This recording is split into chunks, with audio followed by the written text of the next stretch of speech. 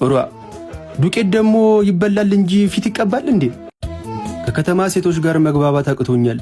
አብዛኞቹ በሜካፕ ከመመሳሰላቸው የተነሳ ከአንድ እናት የተወለዱ መንታ እህትማማቾች ነው የሚመስሉት። ለሆነ ጊዜ ላይ ሉደቅ እያለ የሚያመነታ ቆርቆሮ ቤት ውስጥ ከቤተሰቦቿ ጋር የምትኖር ልጅ ተዋወቅኩ።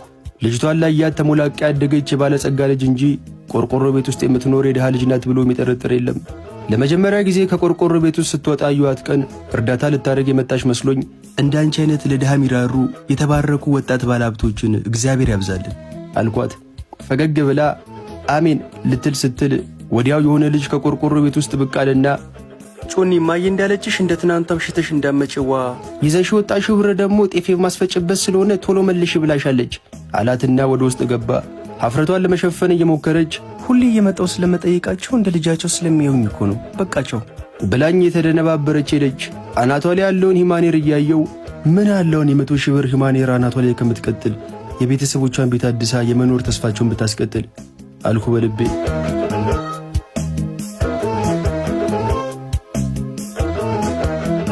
የከተማ ሴቶች ካልሆኑኝ ከገጠር እድሌ ልሞክር አልኩና እግዚአብሔርን የምትፈራ ቆንጆ ልጃገረድ እንዲልክልኝ ሀገር ቤት ያለው አጎቴ ጋር ደወልኩ።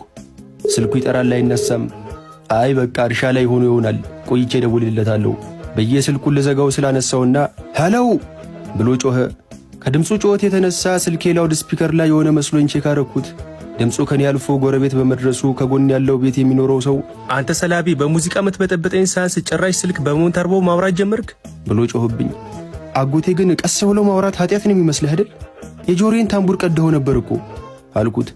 ናፍቃኝ እኮ ነው ምን ሆነ ነው እንዲጠፋው በል አለኝ። ያው የከተማ ኑሮ ታውቀው የለ ቀዳዳው ብዙ ነው ሞልቶ አይሞላም። አዮብ አንተም እንዳባትህ ቀዳዳ ትወዳለህ። ለነገሩ ይሁን ብዙ ተባዙ ምድርንም ሙሏት የሚለው ሕግ የሚፈጸመው በቀዳዳ በኩል ነው ብሎ በረጅሙ ሳቀና እንዴ ልደውል ቻልክ ታዲያ ዛሬ በል አለኝ። በአካጎቴ ከከተማ ሴቶች ጋር መግባባት አልቻልኩም። አናታቸው ላይ የሚቀጥሉ ጸጉርና ፊታቸው ላይ የሚቀቡት ዱቄት እንደ ፋብሪካ ምርት ሁሉንም አንድ አይነት አድርጓቸዋል። እኔ ደግሞ ከአርቲፊሻል ነገር የራቀች ሴት ነው የምፈልገው አልኩት። ኡራ ዱቄት ደግሞ ይበላል እንጂ ፊት ይቀባል እንዴ? አጎቴ ደነገጠ። አዎ አጎቴ ከተማ እንደዛ ነው። ይኸው የተፈጥሮ መልክ ያላትን ሳስስ ግራ ጎኔን የምትሞላልኝን ሴት ሳላገኝ እድሜ እየሄደ ነው አልኩት። ወይ ምናልባት ያንተ ግራ ጎን በተፈጥሮ ሙሉ ይሆናል እስኪ ቁጠረው ብሎኝ ሳቀ። ይልቅ አጎቴ አሁን በከተማ ሴት ተስፋ ቆርጫለሁ። ፈሪሃ እግዚአብሔር ያላት ቆንጆ ልጃገረድ ከሀገር ቤት ፈልግልኝ፣ ተሰብስቤ መቀመጥ ነው የምፈልገው አልኩት። እኔ አጎት እያለሁ ምንም እንዳታስብ ክብረ ንጽህናዋን የጠበቀች የጨዋ ልጅ ነው ምድር። በል በቃ አመቻችተህ ሰሞኑን ብቅ በልና እዚህ ትንሽ ከርመ ከልጅቱ ጋር ትላመዳለህ። ከዛ እንደ ደንቡ ለቤተሰብ ጥሎች ሰጥተህ ትጠቀልላታለህ አለኝ።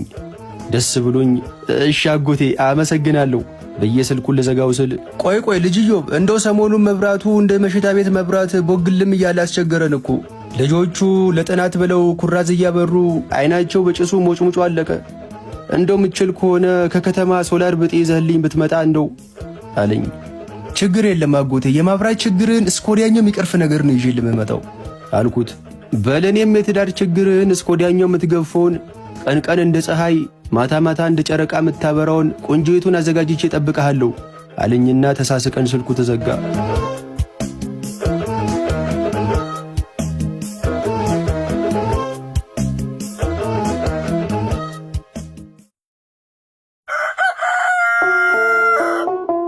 በሳምንቱ ወደ ገጠር አቀናው። ከአጎቴ ጋር ቁጭ ብለን ጠላ እየጠጣን አይሳተ ነው እንደ ቀልድ 7 ዓመት ሆነ እኮ ወደዚህ ከመጣ ጊዜው እኮ እንዳሞራ ክንፍ አውጥቶ ነው የሚበረው። አዎ አጎቴ እንደ ቀልድ ረጅም ዓመት ሆነኝ በጣም አልኩት። ወደ ቦርሳው እየጠቆመ ደግሞ ምንድነው ተሸከም የመጣሁ በል። የቦርሳውን ዚፕ እየከፈትኩ የመብራት ችግርን እስኮዲያኛው የምትሸኝበት ዕቃ መጣልሃለሁ አላልኩም ነበር? እሱ ነው። ጄኔሬተር ነው እንዴ አንተ አለኝ። ጄኔሬተር አይደለም ግን ጄኔሬተርን ተክቶ የሚሰራ የጂ ፓወር ምርት ነው። ምን ፓወር አልከኝ? ፈገግ ብዬ ጂ ፓወር ከጄኔሬተር የሚለየው ይሄ ምንም አይነት ነዳጅ አይጠቀምም። በፀሐይ ብርሃን ግጥም አድርገህ ቻርጅ አድርገህ ለረጅም ቀን የምትጠቀምበት ባትሪ ነው። ካሁን በኋላ መብራት ኖራ አልኖረ ምንም አያሳስብም አልኩት። ኡራ ይሄማ ከጥሎሽ ምን ይተናነሳል ጃል። እንደዚህ አይነት አንድ አምጥተህ ለልጅቱ ቤተሰቦች ብትሰጥ ያለምንም ጭቅጭቅ ነው ልጃቸው የሚሰጡን ብሎ ሳቀና ጠላውን ጎንጨት አለ።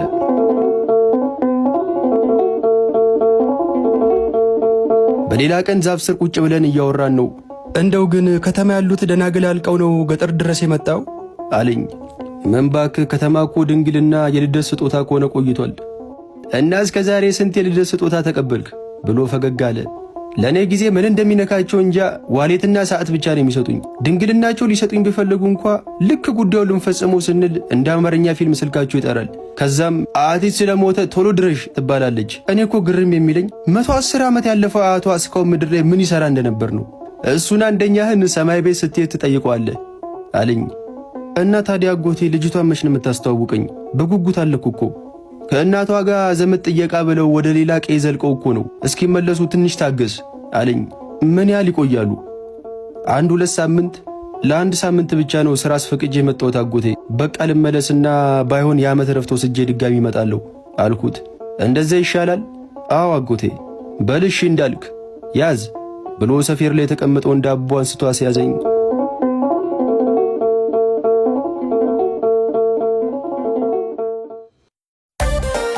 አዲስ አበባ በገባው በሁለተኛው ቀን አጎቴ ደወለ።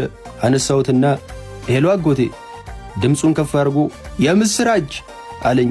ምስር ብላ ምን ተገኘ እባክህ? ወይንሸት ከዘመድ ጥየቃ ተመልሳለች። ማናት ወይንሸት? ግራ ገባኝ። ውይ ስሟን አልነገርኩም ለካ የልጅቱ ስም እኮ ወይንሸት ነው። እንዴ እንዴት እንዲህ በፍጥነት ተመለሰች? 2 ሳምንት ትቆያለች ብለኛል ነበር እንዴ? አሁን እንደዛ መስሎኝ ነበር፣ ግን የሆነ ጉዳይ ገጠማቸውና ፈጥነው ተመለሱ። አሁን ልል የፈለግኩት አንተ ወደዚህ መምጣት ሳይጠበቅብ ልጅቷ ራሱ ወደ አዲስ አበባ ልትመጣ ነው። የምርህን ነው? እንዴት? ቆይ ወደዚህ መጥተን እንደነበርና ስለ አጠቃላይ ሁኔታው ለእናትየው አጫውቻት የአንተ ዘመድ ከሆነማ ምንም ችግር የለም እተማመንበታለሁ። አሁን ክረምት ስለሆነ አዲስ አበባ ሄዳ በዛው ሀገር ትይ ብለዋል አለኝ። ደስ አለኝ።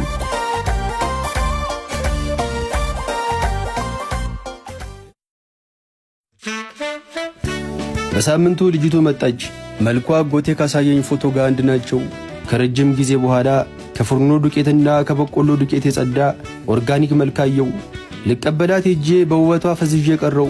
ፍቅር እስከ መቃብርን ሳነብ አይምሮዬ ላይ ሳልኳትን ሰብለ ወንጌልን መሰለችኝ። ከፈዘዝኩበት ነቀውና ወደ ቆመችበት ቦታ ቀነው። ሰላም ከተባባልም በኋላ በእጇ የያዘችውን ፌስታል ተቀበልኳትና በቃ ቤት የሚያደርሰንን ፈረስ ልጥራና እንሄዳለን እሺ አልኳት። ወይ እዚህም በፈረስ ነው እንደምትጓጓዙት? እሱን እዛ ገጠር ጠግቤዋለሁ፣ ይልቅ መኪና ጥራ አለችኝ። ፈገግ ብዬ እሺ አልኳት።